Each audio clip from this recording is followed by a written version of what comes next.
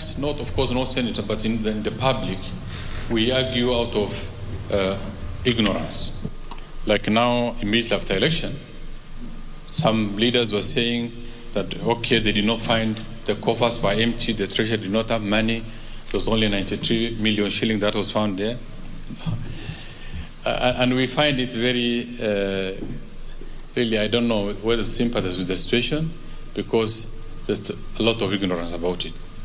Government does not collect money, stores in one place, keeps for 1 month, and then distribute after 1 month or after 1 year. We raise revenue on daily basis, and we fund government on daily basis. And there are also then there are competing needs. Salaries at this level, how much do we give to counties, how much do we give to the national, to parliament, how much goes to the judiciary, how much do we use to settle debt, a number of things, the competing needs. So the performance of revenue sometimes can be a challenge. You make a projection to raise a certain amount of money this week, but you end up raising less. So how do you now determine what goes to the counties and what goes elsewhere? So the low performance of revenue raised nationally impacts on our disbursement, not only to the counties, but also to the rest of government. And we've also realized that over time, the counties have over-relied on the equitable share and completely ignored own-source revenue. If you look at the county councils and the municipal councils of those times, they collect more revenue than the current one. And yet those are not tailor-made. They are small organizations, ill-equipped, less experienced, without necessary capacity to manage that.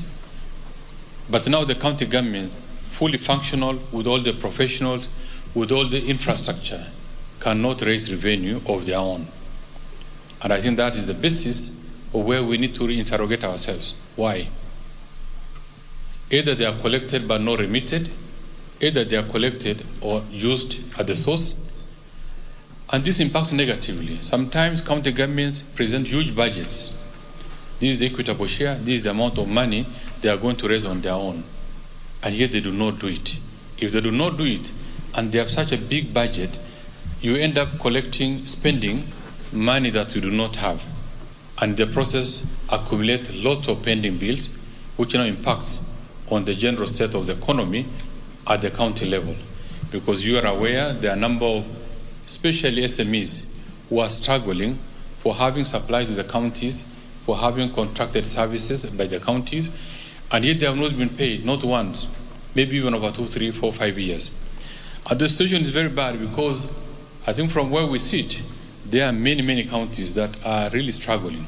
They have accumulated huge pending bills, even more than a share of 1 year or even sometimes even more.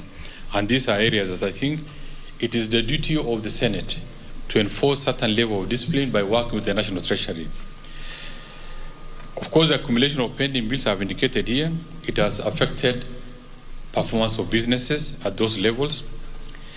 There is also a challenge of definition of county government's additional allocation bill as a money bill. There has been argument that is it a money bill or is not a money bill. In our own understanding, this is a money bill and needs to be subjected as required, but maybe Senate has a different view. The pending enactment of legislation and regulations, there are a number of bills which either have lapsed or before and they will have actually facilitated the implementation of a number of these areas that will have enhanced budgets.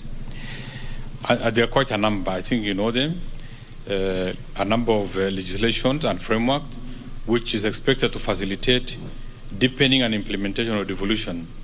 This, and one of it is the County Government Bill 2018.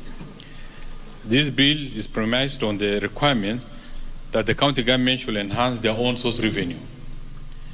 You are aware that, between different counties,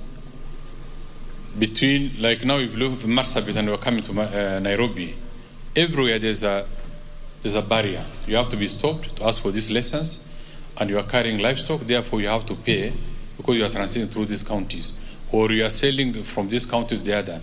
And these are areas that we've been looking at, we try to harmonize, so that it's also not in conflict with the national government acts, in as far, so that it does not prejudice national government policies, the cross-cutting economic activities, the national mobility of goods and services, and unfortunately this bill lapsed towards the end of the life of Parliament. There is also the national rating bill, which is, I think you are aware, because this act has not been aligned with the new constitution, and as far as concerned, then it poses a serious problem in the implementation.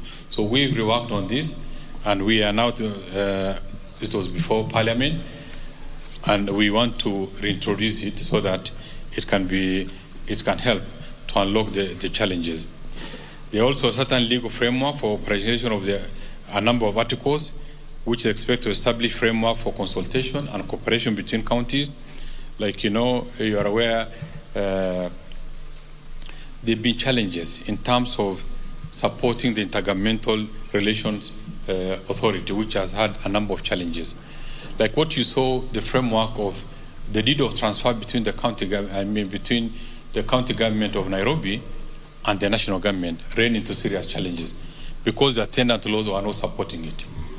And these are areas that we proposed to make necessary amendment so that can be supported and fully aligned with the PFM, and then it can be used to make the transfer seamless. Yeah, thank you very much. I think basically those are critical areas, but from where we see there are a number of challenges. I think maybe at a later time we are going to interrogate each other, but we realize that from where I see the Senate has no established authority in as far as managing the matters of the county government. Why I say this, one of the critical roles of Senate and the National Treasury is to ensure that there is prudence in management of financial public resources. Is this being done? I highly doubt. We remember that in law, the Cabinet Secretary of the National Treasury has powers to stop transfer of equitable share to a county when he finds that there are challenges that is either deal with either accountability or generally prudence in financial management. But after that, he's supposed to come and seek the authority of Senate for it either to be extended or for it to be fully enforced. We tried it. When I was new in the National Treasury, I tried it. The National Assembly cooperated with us, but unfortunately, it did not see the light of the day in Senate. So it gave now powers and authority, illegal powers and authority to the governor to spend in whatever way they want. And to some extent, therefore, it was not easy to enforce even payment of pending bills. We also have seen a challenge where there are certain counties, either because of their own inefficiency, the equitable transfer in every month, they keep on accumulating. The extent of even 3, 4, 5 months, they are holding huge balances, 2, 3, 4, 5 billion not spending, and yet they're expecting money to be transferred to them on monthly basis. So that's not good use of money. That money will have actually gone elsewhere to support other sectors of the economy. But now, because the blanket transfer, it becomes very difficult for us to segregate because there's no attendant law that supports any stoppage. The county government, and I can confidently say also, I am not sure whether what we see in the Auditor General's report reflects the situation on the ground. We see clean records in as far as many counties are concerned, when in real sense, because we all come from these counties, the situation is very bad. The projects that were said to have been implemented, they actually exist only on paper. They are not there on the ground. And enforcement has been very difficult. And through this, then, corruption has thrived in the county government to the extent that I am not even sure whether the dream of the constitution-making organs are fully realized.